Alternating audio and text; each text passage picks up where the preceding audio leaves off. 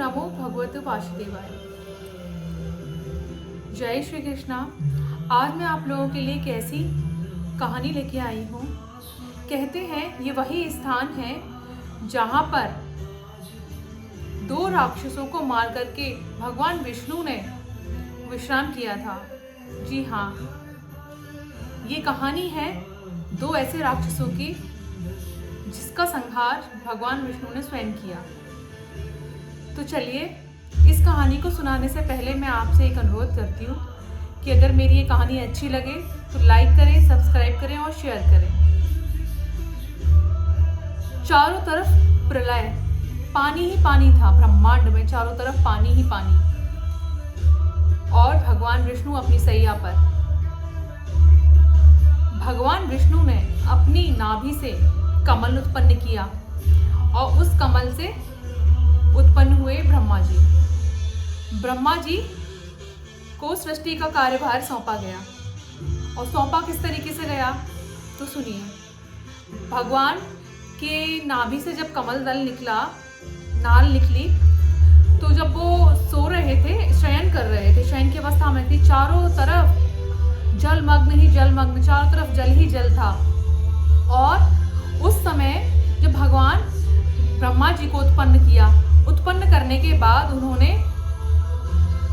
चार वेदों को प्रकट किया। चार वेदों को प्रकट करने के बाद उन्होंने उन वेदों को ब्रह्मा जी के हाथों में सौंप दिया कि आप सृष्टि का रचना कार्य प्रारंभ कीजिए। भगवान ब्रह्मा जी ने वो वेद विष्णु जी से ले लिए, और लेने के बाद उन पर उन्होंने घोर तपस्या, मन में उनका अध्ययन करना शुरू कर दिया। और वो हजारों सालों की, करोड़ों सालों की इस तपस्या में लीन हो गए कि किस तरीके से मैं पृथ्वी का निर्माण करूंगा, सृष्टि रचना कैसे करूंगा। उन वेदों को पढ़ने के लिए वो गहनता में चले गए, अध्ययन के लिए। जब वो गहनता में चले गए, इधर विष्णु भगवान सैया में शयन किए हुए थे कि जब वो शयन करे हुए थे, सो रहे थे, तो उनके कान से मैल निकला। मैल निकलने से, उस मैल से दो राक्षस उत्पन्न हुए जिनका नाम था मधु और कैटव। मधु कैटव इतने शक्तिशाली थे, इतने उपद्रवी थे कि उन्होंने क्या किया कि जो नाल थी ब्रह्मा जी की, कमल की नाल थी, उसको ही तोड़ करके ब्रह्मा जी से युद्ध करने लगे। ब्रह्मा जी से उनके वेद छीन लिए। जब ब्रह्मा जी के वेद छीन लिए तो उनसे युद्ध होने लगा, और उन्होंने क्या करा कि अपनी शक्ति को और बढ़ाने के लिए पूजा करके तपस्या करने लगे। उन्होंने देवी की तपस्या की, और देवी को प्रसन्न करके उन्होंने, मधु कैटव ने वरदान मांग लिया कि हम कभी भी नहीं मरे। इच्छा मृत्यु का वरदान मांगा कि मतलब हमारे मानने से ही, मन से ही हमारी मृत्यु हो। जब तक हम नहीं चाहें तब तक हमारी मृत्यु नहीं हो। उन्होंने ऐसा विचार किया और देवी से वरदान मांग लिया। उन्हें इच्छा मृत्यु का वरदान मिल गया।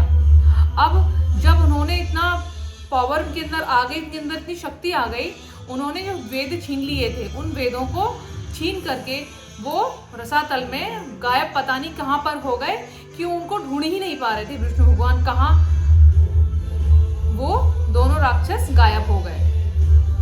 तब उन्होंने क्या किया कि अब तो ब्रह्मा जी को बहुत क्रोध आया कि मैं सृष्टि का कार्य कैसे करूंगा। दोनों ने मिलकर फिर क्या किया कि विष्णु भगवान ने हयग्रीव का रूप धारण किया। हयग्रीव का रूप धारण क्यों किया? हयग्रीव यानी घोड़ा। घोड़े का मुख भगवान ने धरा, क्योंकि घोड़े की सूंघने की और आवाज की शक्ति जानने की बहुत तीव्र होती है। इस कारण भगवान ने हयग्रीव रूप लिया। हयग्रीव रूप लेने के बाद उन्होंने पृथ्वी में चारों, जहां जल ही जल था, जल में चारों तरफ जा करके खूब ढूंढा, और उन्होंने सूंघ के पता कर लिया कि ये राक्षस कहां पर है। और जैसे वो राक्षसों का पता चला, उन्होंने सबसे पहले वो दोनों को बुरी तरीके से, बहुत घमासान युद्ध हुआ। हजारों साल तक वो युद्ध चलता रहा, और उन्होंने वो वेद उनको नहीं दिए। हजारों साल तक ये युद्ध चलता रहा, और विष्णु जी को यही नहीं पता चला कि इनका वध कैसे होगा। फिर उन्होंने उनको सम्मोहित किया। विष्णु भगवान ने उन दोनों राक्षसों को सम्मोहित कर लिया। सम्मोहित करने के बाद क्या होता है कि वो दोनों बता देते हैं कि भगवान विष्णु ने उनसे पूछा सम्मोहित करने के बाद कि तुम्हारी मृत्यु कैसे होगी। तो दोनों राक्षसों ने बता दिया कि हमारी मृत्यु किसी भी जल वाले स्थान पर नहीं होगी, सूखी जगह पर हमारी मृत्यु होगी। भगवान ने जब उनका मृत्यु का राज जान लिया तो भगवान ने क्या किया, अपने हयग्रीव रूप को और विशाल किया, इतना विशाल किया कि दोनों राक्षसों को अपनी जांघों पे रख लिया और जांघों पे रखने के बाद उनका हरण कर दिया, उनको मार दिया। उनको हरण करने के बाद उनको अपने नाखूनों से और उनको उस समय याद दिलाया कि देखो ये मेरी दोनों जांघें सूखी हैं और मैं तुम दोनों को इन जांघों पे रखता हूँ। तो मधु कैटभ को दोनों को एक एक जांघ पे रखा और उनको पकड़ के उनका हरण करके उनका वध कर दिया। पकड़ के उनकी जांघों पे रख के उनका वध कर दिया, नाखूनों से चीर के उनको मार दिया। जैसे वो मरे और उन्होंने उनके अपने वेदों को ब्रह्मा जी को वो वेद उनसे लेकर के ब्रह्मा जी को दे दिए। और उनकी जो शरीर थे इतने बलशाली, इतने मांस से भरे हुए थे, इतने मोटे थे वो कि उनको वहीं पानी में छोड़ दिया। अब वो पानी में पड़े पड़े ऐसे हो गए कि वहां से एक जमीन का निर्माण हुआ और उनके शरीर के मेद से पृथ्वी का निर्माण हुआ। जब भी हम लोग पृथ्वी को मेदिनी कहते हैं, पृथ्वी को हम सभी लोग मेदिनी कहते हैं क्योंकि उनके मेद से उसका पृथ्वी का जन्म हुआ।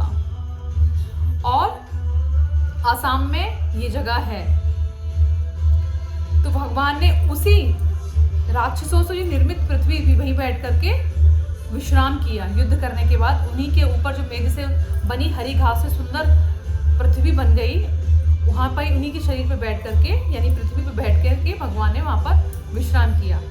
तो क्या आपने इस कहानी को पहले कभी सुना है? कमेंट बॉक्स में जरूर लिखिएगा और ओम नमो भगवते वासुदेवाय लिखिएगा। ऐसी ही कहानी मैं आपके लिए लाती रहूंगी। ओम नमो भगवते वासुदेवाय। जय श्री कृष्णा, जय श्री राधे।